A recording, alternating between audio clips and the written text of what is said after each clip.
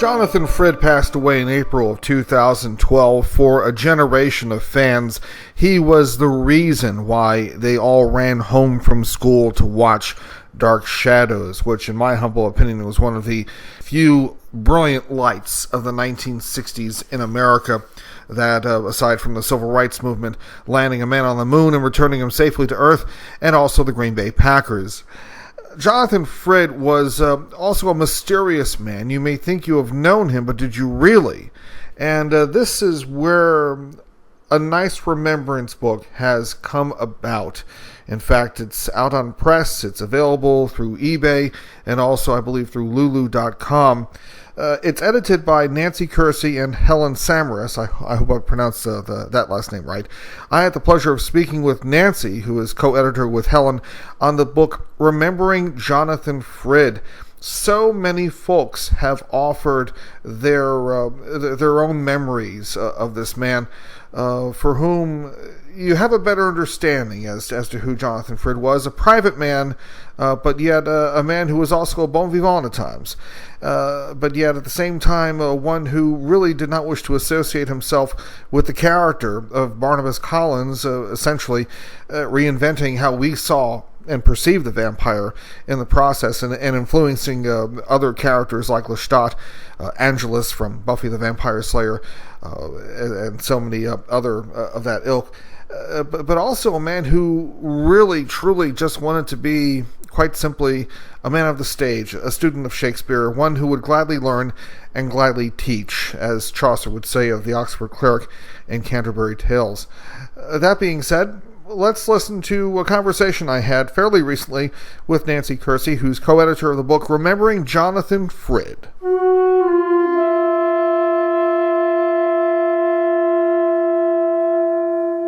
In England, every town, every moderate, not the smaller towns, but the medium to larger ones, always had the repertory theaters. And where America was concerned, we always had the soap operas at repertory theater, and Dark Shadows was one hell of a repertory theater. Yeah. Yes, it was. Yeah, and for Jonathan Frid to fall into that, I've always been of the belief that I'm sure he probably thought, well, 13 weeks and I'll get some extra money and I'll go to San Diego for the Shakespeare Festival and they'll kill the vampire and nobody will think anything of us afterwards. But even 2 years after his passing, we're still talking about him, and we're still talking essentially about what he did, but not just what he did in terms of what some critics had said. Essentially, it was in that he humanized a vampire, and the character of Barnabas was a template, if you will, for Lestat and for Angel. But also, when you put together this book, I know that you were trying to address an underlying theme, and maybe an underlying thing as well about Jonathan, that you wanted the reader to walk away with, not just a memory book, as it were, but in a way, kind of like the story about the Indian story about the blind men and the elephant, and they're all more or less describing what they're feeling, what they're touching, but at the same time, the constant is there, the elephant. I guess in a way, Barnabas Collins was the elephant in the room with fangs. But obviously, I know you wanted the reader to come away with something that was just more than Jonathan as Barnabas, and your intent was spot on, and you've done it about 10 times over. But obviously, after Jonathan's passing, you must have felt that something needed to be done, because I don't think there's really been a book out that kind of celebrates Jonathan in this manner. No, it's a unique book, and really, the reason why the book came about initially was a lot of people came to me and wanted to know if I was going to write a biography. And I told them I had no interest in writing a biography, because really, Jonathan's life, there really wasn't anything that interesting, apart from, the Dark Shadows from that for 4 years. I mean, it's interesting from a standpoint of a theater for a while, but he really lived a very mundane life, a very simple life, uncomplicated, just very, very uncomplicated. And I didn't want to take on that kind of thing, and I just had no interest in doing that. So this way, I was able to satisfy everybody, but also satisfy the desire to know a little bit more about him. And I think we accomplished that. Another editor was Helen Samaras, and I think we accomplished what we set out to do. I think you did, because of the fact that, again, I guess going back to that story about the blind man and the elephant, there are so many people who give so many different views of Jonathan, and those views obviously from a professional level, from a personal level, from a familial level. And I know John was an individual who, at least from what I sense reading this book, he was very protective of his family. He came essentially from a small town, Ancaster, near Hamilton in Ontario, where the family had been there for generations.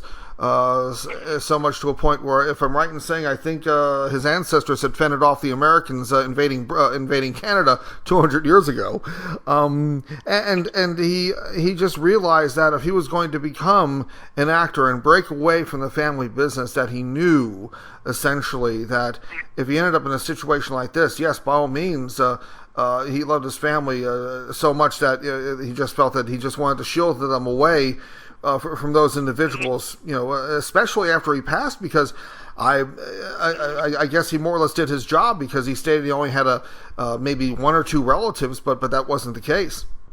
No, he has quite a few relatives. A lot of his close friends preceded him in death, but he had family and younger friends. He had managed to get some younger friends. And his assistant, the last 7 years of his life, he had a young man named Mark who was his webmaster, and eventually became his assistant, and that was very fortunate. That friendship really turned out well for him, and he was taken care of in his latter years. He just didn't talk about his family or friends because he didn't want people to bother them. He didn't, and they did. I mean, during the Run of Dark Shadows, they did bother his family, and he talked more about them in the fan magazines, and then when he realized what that cost him, he stopped doing it. He never talked about people who meant anything to him in public. I mean, rarely ever. He would say he didn't know anybody, but Jonathan, it seemed to me, like all actors, on the one hand, they're out in the public spotlight, but yet they impose upon a certain character or personality, but yet at home, they tend to be very private individuals. At least it seemed to me that Jonathan was a private man. Yeah. Even as a child, I found that from relatives, even as a child, he was very, very protective of his privacy, and I think it had to do with being the youngest child and everybody being in your business. And so he just learned to keep everything to himself, because he didn't want anybody interfering with his business. It's obviously, being a private man, not an attention seeker at all, at least when it came to the role that he's known for. And yet, he used that celebrity to do what he sought out originally, and that was to continue to act in proper theater and also teach what he learned. I think somewhere sadly there's no video of this, but there's an audio tape of him on the Dick Cavett show where he's performing something from Hamlet, and obviously and obviously for him to essentially more or less go back to his classical training, I guess he kind of felt that his celebrity would just be for naught if he didn't educate, if you will, the individuals watching and give them a taste of what had brought him to the table. It was his way to connect. It was his way to connect with people, at least try to, because he didn't like soap operas, never watched soap operas. He didn't like the horror genre. Yeah. So he had to try to connect on some level with the fans. And I think the earliest way he was, in order to connect with the fans, not just outside of what he did with his performances in theater, and of course later on in the 80s and 90s with his own productions, Fools and Fiends, Ridiculousness, but it all came down to essentially the kids hanging out hanging outside of the studio in New York, just wanting to get a glimpse of their favorite actor from Dark Shadows, and Jonathan realized, I don't know if his mindset was, oh good, warm bodies, I have a ton of fan mail that I cannot possibly answer, maybe if I just... Exactly. The fan price. His secretary / assistant at the time told me that was a great invention, and they got a lot of mail organized. The fans, of course, were willing to work for free, so who's going to turn that down? Exactly. And get that kind of help. Yeah. And he did it also as a way to thank the fans. He knew it would thrill them no end to be in the studio for the day. So it was good. It worked for him, and it worked for the fan. Jonathan could have a good time, obviously, and according to from what I've read in the book, there's not many people know of at least Jonathan's own type of humor, and I know you work with him for a certain period of time. What moment, at least, it may be described in the book, maybe not described in the book, would you describe a moment that humor-wise was just so unlike what we would expect Jonathan Frid to be?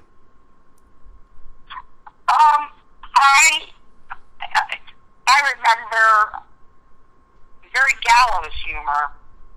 It'd be almost irreverent humor, and I'm trying to think of an example. I mean, he ridiculousness is a prime example of his humor. All those stories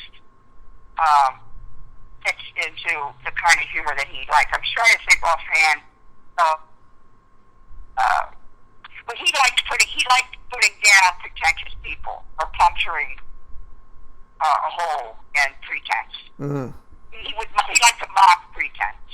Okay. And there's always somebody who would champion the underdog rather than a favored person. He would champion the underdog. It was, I guess, that way. But it was just a lot of fun. You go. Get in a car and you wind up spending the whole day. He was a wonderful traveling companion to go places with. And I guess to say what people might be surprised at, I guess just his humor. And if he's funny, he would just lean over and say, "Do you like any booze to drink?" I mean, who would expect booze, that wonderful voice, and you say something like booze, and I guess he liked to speak in everyday language. He didn't speak in flowery language, although he was well educated. He had a lot of, I guess a vast vocabulary, but just very unpretentious. You could go to the park with him, I guess. You could go to Disney World with me. I did, in Florida, and it's a lot of fun. It's just a lot of fun. You're working with Jonathan for many years, obviously gave you an insight into this man that thankfully you're able to share with us, and obviously with a number of other individuals where this book is concerned. I kind of wonder about certain events and certain things in regards to that if the events of his life were now, and Jonathan was very much his 40-something-year-old self, and instead of it being 1967, it's 2014. Would Jonathan still be the same Jonathan? Well, I don't know, because events shape us all differently. I don't know. I know the celebrity culture is even worse now than it was in the 60s. And of course that's because of more media outlets and so on. I think he would have. I really think he probably may have even disappeared after Dark Shadows if it were now, because during the 80s and 90s, and later 80s and 90s, he was offered work. He was offered film roles, and he didn't want to do it because he said, "I never want to go through that again." I don't. He just wanted to be famous enough to get booked. To get the bookings for the one-man shows, and that was it. The idea of being famous again in the spotlight was just something that really frightened him. He just didn't want to. And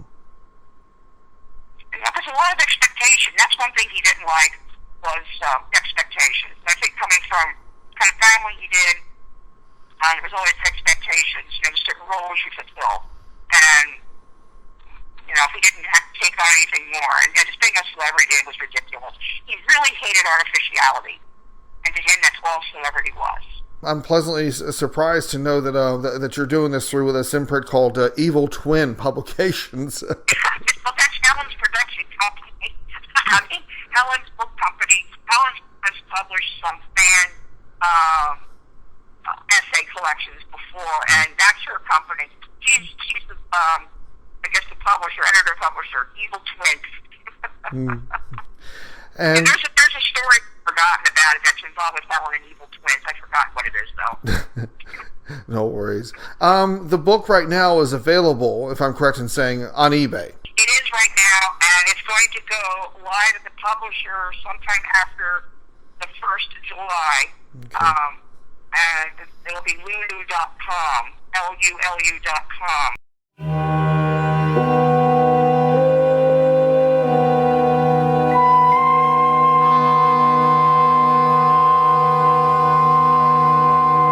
And not only is it available through lulu.com, LULU.com, but it's also available through eBay. All you need to do is type in the search engine, Remembering Jonathan Frid, and once that page pops up, it's available as a buy it now purchase for the list price, I believe US and also in other funds if you happen to see it from different sites around the globe outside of the US.